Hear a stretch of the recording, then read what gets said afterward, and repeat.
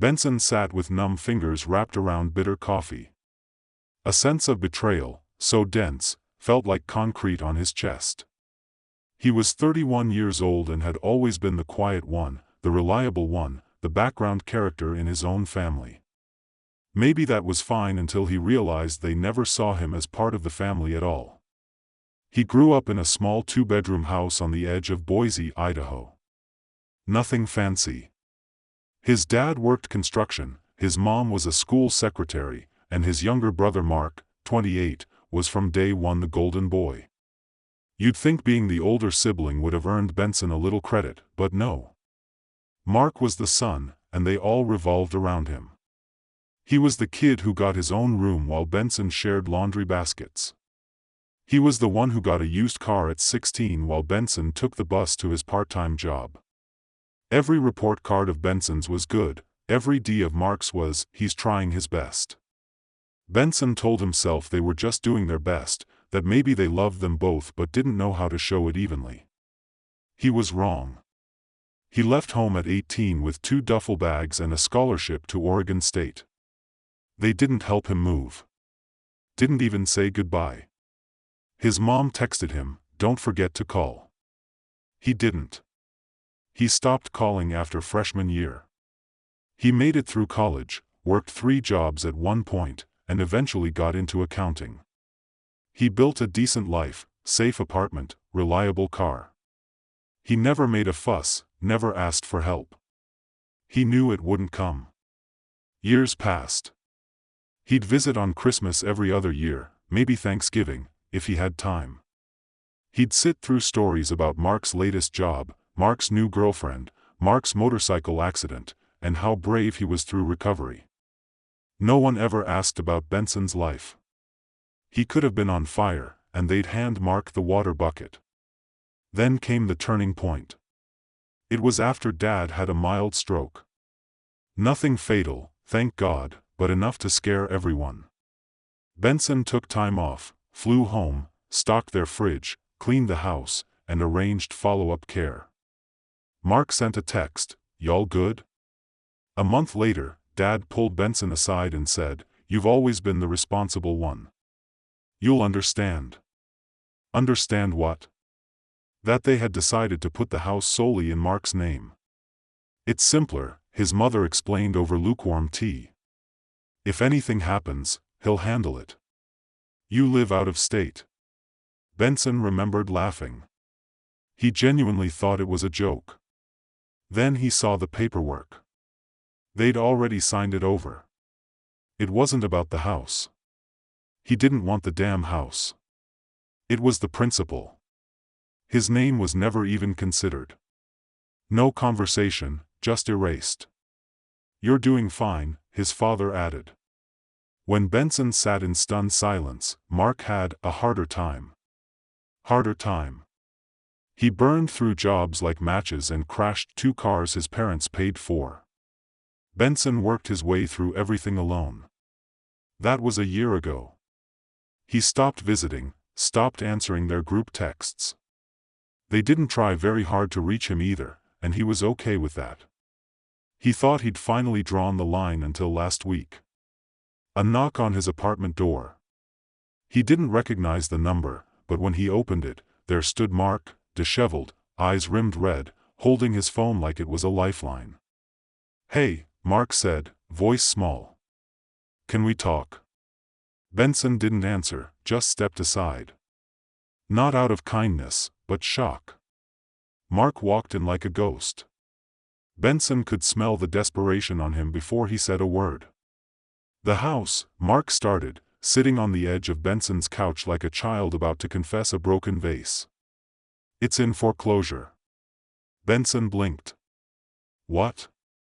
"I lost my job months ago. Fell behind on payments. Tried to flip it, but the market tanked. There's a lien, and Mom and Dad don't know yet." Then came the kicker. "I need help," he said. "I thought maybe you could figure something out." Benson just stared. After all these years, after they handed Mark everything, they sent him to Benson when it all collapsed, like he was the cleanup crew for the mess they created. Benson didn't respond right away. Mark kept talking, filling the silence like he always did when he felt cornered. Words spilled out of him, just a loan, you're good with numbers. I'll pay you back. You're my brother. Benson watched him, letting the noise blur. It was like Millionaire. When Mark finally stopped, Benson asked one question. Why me? Mark flinched just slightly, but Benson caught it. Because you've always been the one who fixes things. That line hit harder than Benson expected. Because, yeah, he had been fixing Mom's mistakes, smoothing over Dad's temper, patching up Mark's messes since Mark was in middle school. He was the invisible glue. And like all invisible things, he was taken for granted. I'm not your fixer anymore, Benson said quietly. Mark opened his mouth, maybe to argue, maybe to beg again. Benson stood up before he could. You need to leave. I'll think about it. To his surprise, Mark did. No fight, just nodded, shuffled to the door, and left like a man walking away from a building that was already on fire. Benson didn't sleep that night. He stared at the ceiling for hours, thinking about the way Mom used to brush Mark's hair off his forehead while Benson poured cereal for himself. About how Dad once told him, straight-faced, that sons carry on the name, daughters carry baggage. About all the birthdays they forgot, the accomplishments they shrugged off, the years he spent proving himself to people who never looked up from their golden boy. But also, he thought about that house, the porch swing with the chipped blue paint, the pencil marks etched on the kitchen wall from when they were kids tracking their height, the basement smell of old books and wood glue. It was his, too, even if they never saw it that way. The next morning, Benson called Mom. She picked up on the second ring. Oh, honey, are you okay? There was that voice again, the one she used when she thought he might be useful. Why didn't you tell me the house was in trouble? He asked. A long pause. We didn't want to worry you. No, you didn't want to include me, Benson snapped. You never have. Another silence. Then the tears started. It wasn't supposed to be like this. Your father thought Mark could handle it. Benson almost laughed. And now that he can't, suddenly I exist again. We didn't mean to shut you out, she said. But you did, he said repeatedly. He could hear her breathing shift, the tears morphing into defensiveness. Look, I know we made mistakes, but we're family. We need each other now. Now? Now that Mark had torched the place, now that their golden legacy was crumbling. I'm not sure what you want from me, Benson said. Money, a plan, forgiveness. She didn't answer. Benson hung up before she could gather the nerve to lie to him again. 2 days later, they showed up. He didn't know how they knew where he lived, probably Mark. But they came together like a unified front. Dad looked older, grayer, but his pride hadn't aged a day. He stood in Benson's doorway like he still paid the mortgage, arms crossed, eyes judging. Mom went straight to emotional warfare. We raised you, didn't we? Fed you, clothed you. Until I turned 18, Benson said. Then I became your afterthought. We thought you'd understand, Dad cut in. You're not emotional like Mark. You're stronger. We thought you'd be okay. That was the problem. They didn't care if he was okay. Just assumed he'd figure it out so they didn't have to. They didn't raise him. They raised Mark. He raised himself. You gave him everything, Benson said. Everything I wanted, a conversation, a chance, acknowledgement. And now that he's failed, you expect me to clean it up.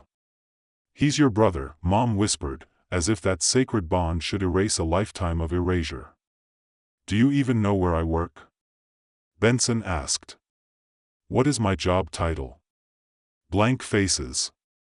He felt the anger rise. Not hot, not explosive. Cold, controlled, the kind that sharpens your voice and steadies your hands. No, he said. You don't know me. You never tried. Dad sighed. What do you want? An apology?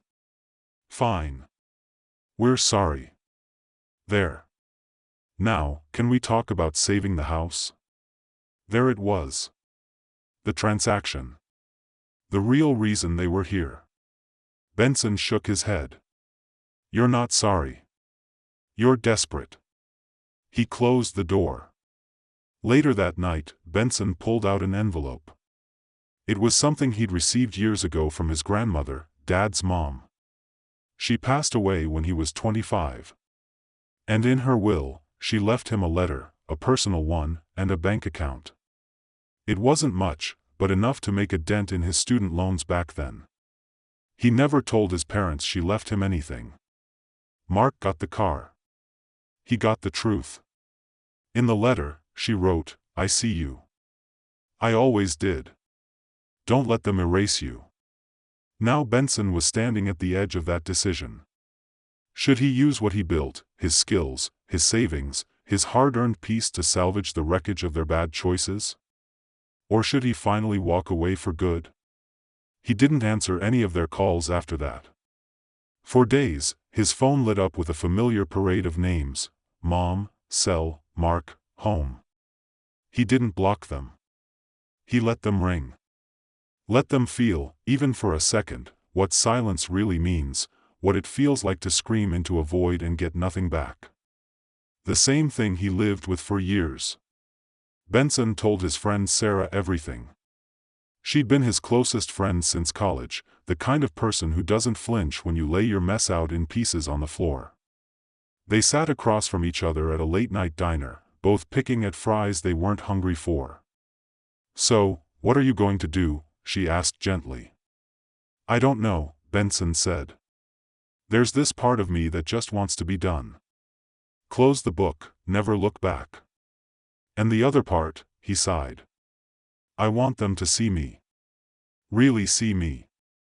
Not because they need something, just because they finally realize what they threw away. Sarah nodded slowly, chewing on the thought. They won't, she said after a moment. People like that don't wake up.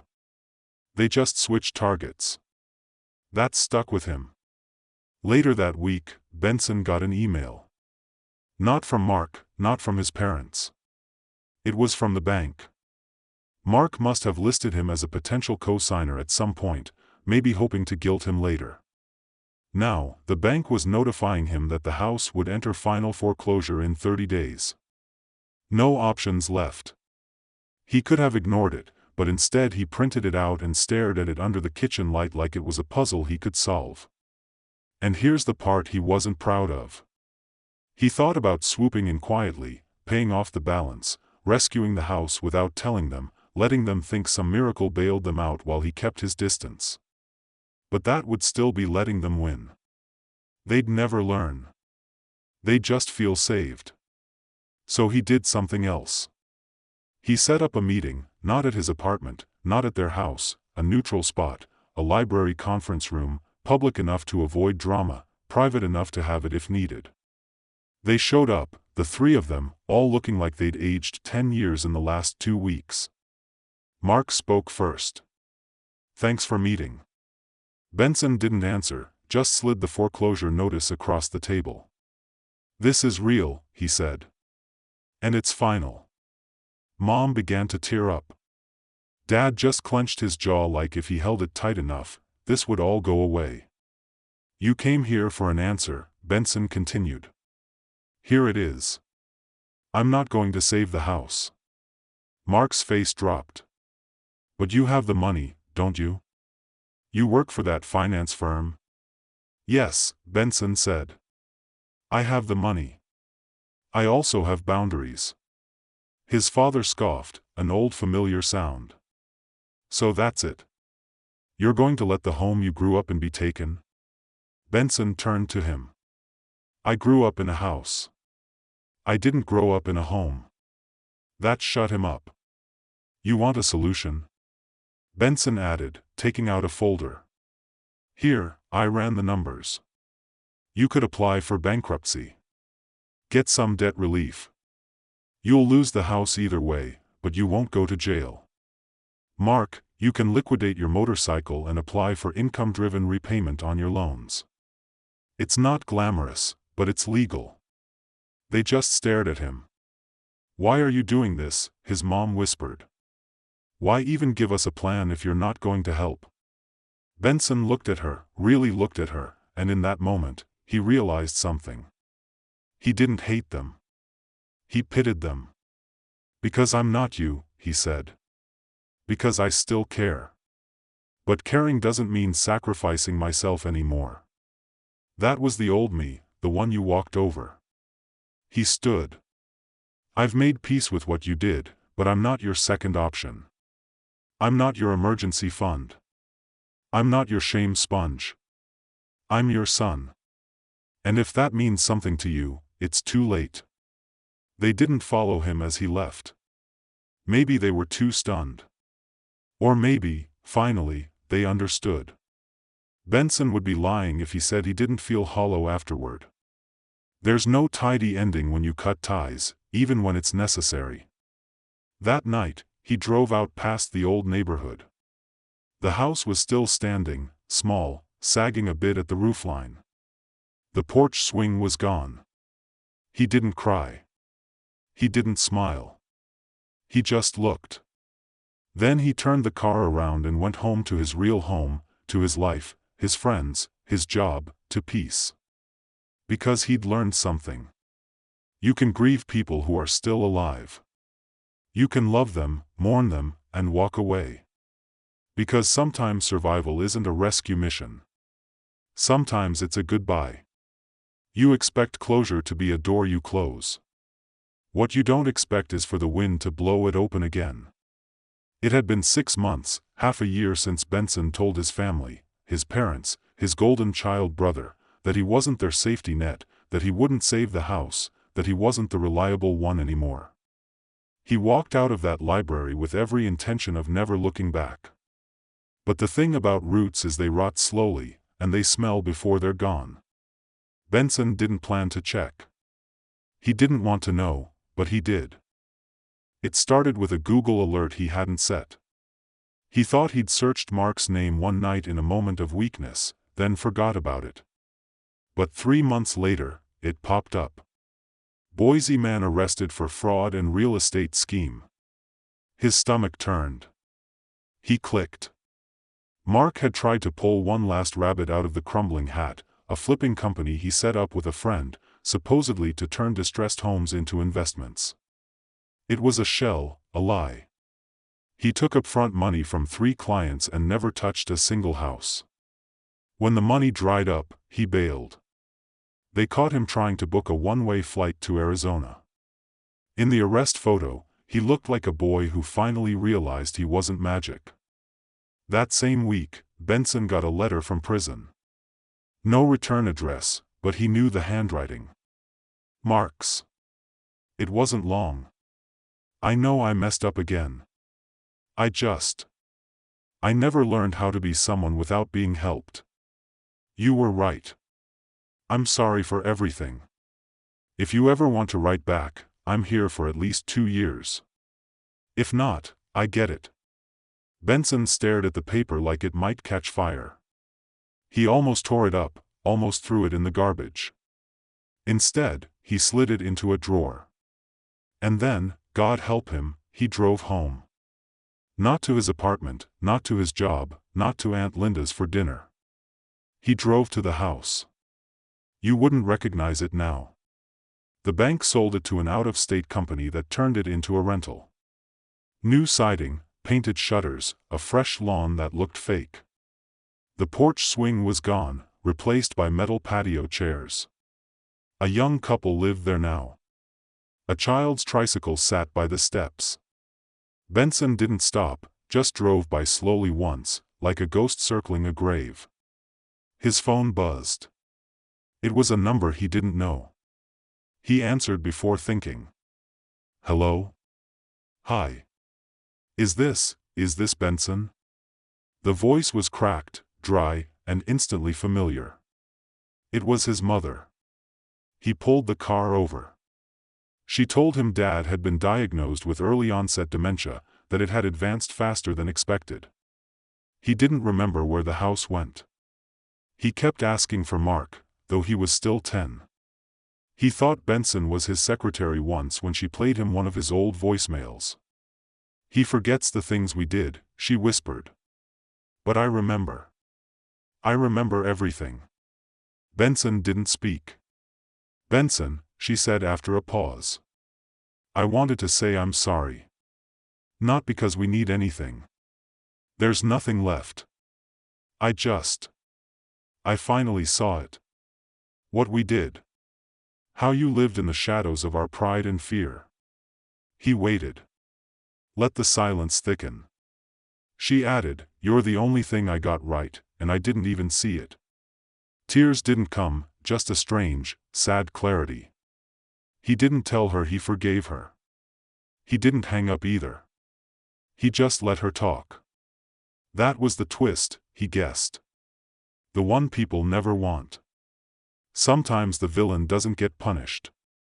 Sometimes they just grow old and realize they were the villain far too late. Sometimes justice isn't loud. It's slow. It's someone remembering your silence long after you stopped speaking. Benson didn't write back to Mark. Not yet. He was still thinking about it. Sometimes healing isn't about rebuilding a bridge. Sometimes healing is about sitting on your own shore, watching the water, knowing you'll never cross it again, and being okay with that. He buried who he was in that family, the invisible son, the fixer, the afterthought. And now he read books in a sunlit kitchen he paid for with his own name. He taught workshops on financial literacy for kids from broken homes. He slept soundly. He laughed like he meant it. He still carried the scar, but he didn't wear the wound.